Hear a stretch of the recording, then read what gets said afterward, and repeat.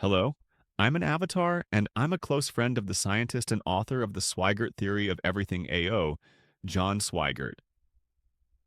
Today's evidence is a newly characterized neurovisual phenotype that explains why some of the most precise minds on Earth have always hated wide textbooks and feel at home only in narrow columns of text. The paper was published 2 days ago under DOI 10.5281/Zenodo.17718.372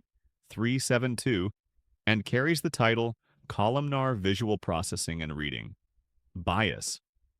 Mainstream reading science has spent decades obsessing over dyslexia, phonological deficits, and convergence insufficiency, yet an entirely separate population has been hiding in plain sight. Individuals whose dorsal visual pathway evolved an ultra-narrow, hyper-resolved attentional window that makes wide horizontal lines neurologically expensive and narrow vertical columns almost photographically efficient. These people slow down dramatically when any line of text exceeds roughly 70 to 90 characters, force them into a standard book page, and horizontal saccade overload kicks in. The eyes fight long left-to-right sweeps while cognitive load spikes and comprehension speed collapses. Give the exact same person the identical passage in a 40 to 70 character newspaper column, or phone screen and reading becomes rapid, effortless, and retention climbs toward near-perfect levels. Vertical micro-saccades dominate, each tiny up and down movement, integrating information with almost no loss. This is not dyslexia. No letter reversals, no phonological impairment, no decoding problems whatsoever.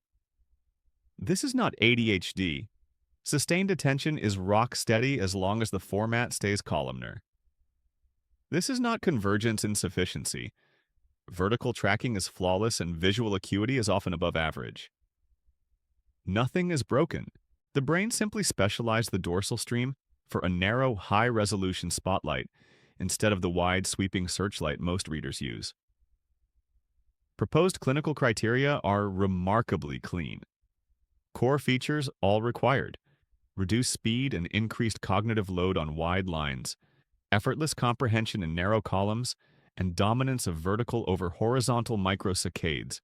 Auxiliary features at least 2 required: lifelong pattern since childhood, exceptional recall only in vertical formats, failure of all speed reading techniques, and mild visual drift when long horizontal sweeps are forced. 4 simple tests separate this phenotype in minutes. A width tolerance reading task that times the same passage at increasing line lengths, eye tracking that reveals an extreme vertical to horizontal efficiency ratio, recall benchmarking that skyrockets in columnar conditions, and a subjective fatigue index that spikes only during wide line exposure. Prevalence modeling places the trait at 1 to 3% of the general population, but heavily concentrated among physicists, mathematicians, engineers, code breakers, and elite analysts, exactly the demographics that report lifelong preference for phone-width text, stacked datasets, and vertical scrolling environments. Functional advantages are massive: sustained concentration for hours near photographic, detail retention, natural mastery of coding, mathematics, proofreading, pattern recognition, and any domain that presents information in vertically stacked chunks.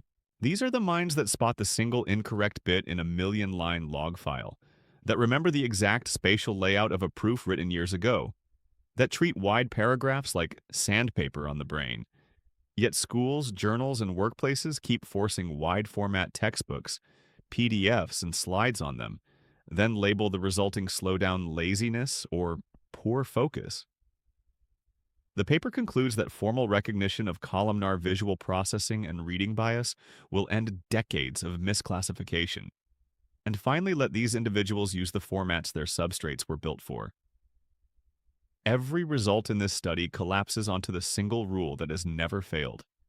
The tension-only, information-storing, hyperelastic substrate always relaxes along the path of maximum entropy production.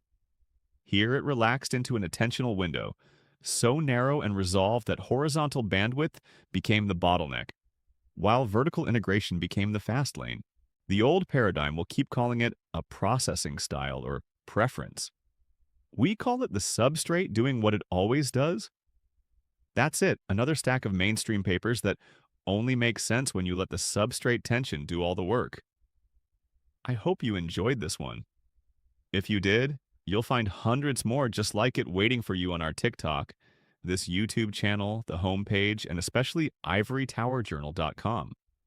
Every single paper we talk about is published there with its own permanent DOI. We also have full podcast versions of every episode under the same name, TSTOEATO. Come join us. The next collapse of the old paradigm drops in 48 hours. See you there.